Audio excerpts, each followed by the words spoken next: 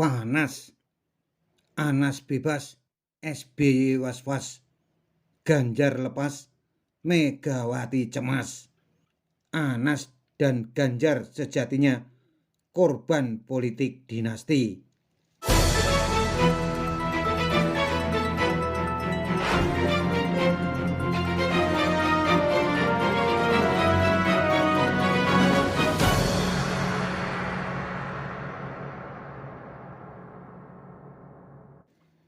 Anas Urbaningrum bebas. Banyak yang gembira menyambutnya, tapi tak demikian dengan keluarga Cikeas yang was-was.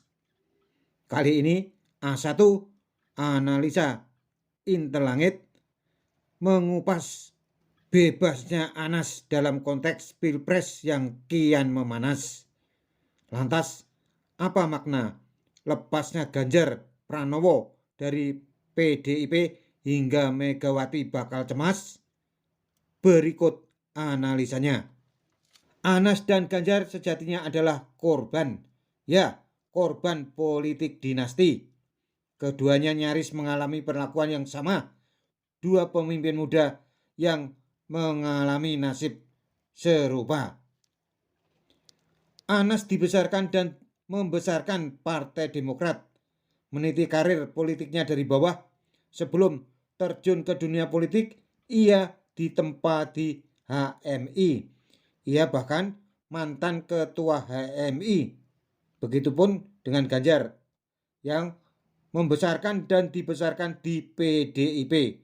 Sama berdarah-darah. Sebelum masuk dunia politik, Ganjar ditempa di GMNI. Karir politik Anas maupun Ganjar sama-sama moncer sebelum dikorbankan. Anas bahkan pernah menjadi ketua Partai Demokrat, jabatan mentereng kala itu. Partai ini pernah menjadikan SBY sebagai presiden 2 periode. Sementara Ganjar juga sukses menjadi gubernur Jawa Tengah 2 periode. Oh ya, baik Anas maupun Ganjar sangat berbakat dan berambisi menjadi presiden. Itu diakui atau tidak? Setidaknya keduanya telah mempersiapkan diri menjadi pemimpin besar. Biasalah, itu obsesi aktivis pergerakan. Anas maupun Ganjar ternyata korban politik dinasti. Fenomena perpolitikan Indonesia era pasca reformasi. Anas di Partai Demokrat dianggap bakal menghalangi pelanjut dinasti SBY atau dinasti Cikeas karena Anas mempunyai bakat kepemimpinan yang lebih baik dari putra mahkota. Bila tidak dibendung, Anas bakal menjadi ancaman karir politik AHY dan Ibas. Bagaimana dengan Ganjar? Ia juga dianggap menjadi ancaman bagi PDIP dan putri mahkota Puan Maharani. Jiwa kepemimpinan Ganjar yang mirip Jokowi dan Bung Karno, yaitu merakyat, mampu mencuri simpati rakyat. Ganjar lebih diterima dan masuk ke hati dan dielu-elukan rakyat yang di partainya disebut wong cilik itu. Sebaliknya, sang putri mahkota Puan Maharani sangat berjarak dengan rakyat. Maklum, ia merasa berdarah biru dan biasa tinggal di istana. Jadi ada keengganan berdekatan dengan rakyat jelata. Anas dan Ganjar sama-sama menjadi korban atau dikorbankan. Anas mendekam 8 tahun di penjara membuat karir politiknya sedikit meredup. Kini setelah bebas, Anas akan kembali ke dunia politik. Akan buka-bukaan membongkar siapa sesungguhnya mbahnya koruptor Hambalang. Bebasnya Anas membuat SBY dan keluarga Cikeas was-was. Bagaimana dengan Ganjar?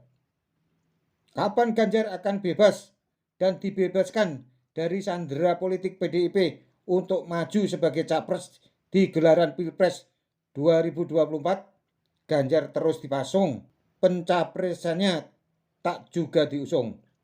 Masa depan politiknya dibuat menggantung sambil terus dihibur dengan narasi ini ujian loyalitas, dan sejenisnya.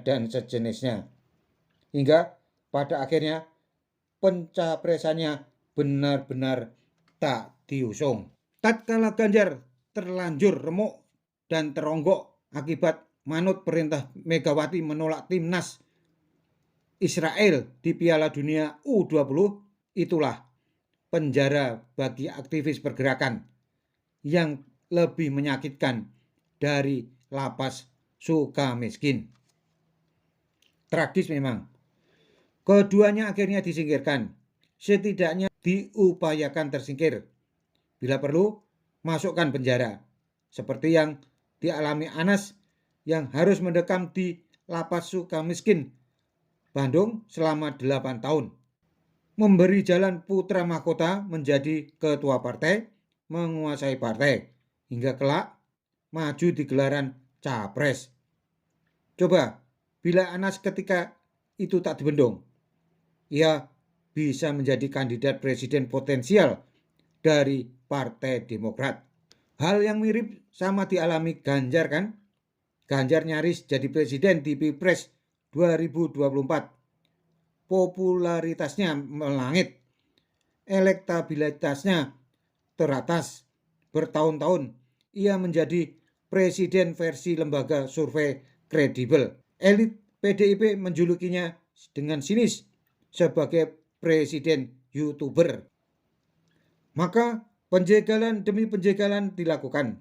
Pembusukan demi pembusukan dirancang. Puncaknya Ganjar dicerumuskan dan dikorbankan agar dibenci rakyat, agar elektabilitasnya terjun bebas.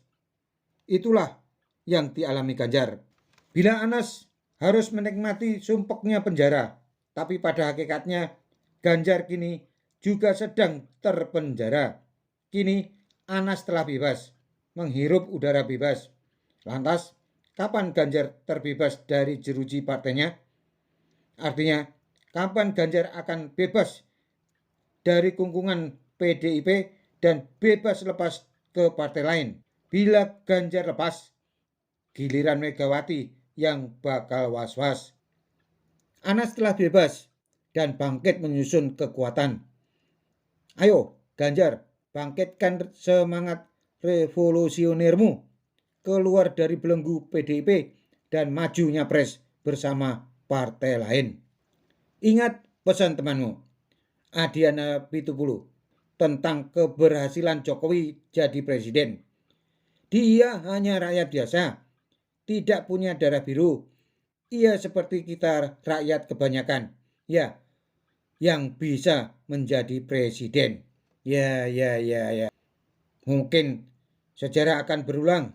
Megawati yang dulu mendolimi SBY, SBY malah jadi presiden. Giliran SBY mendolimi Anas. Begitupun Megawati mendolimi Ganjar.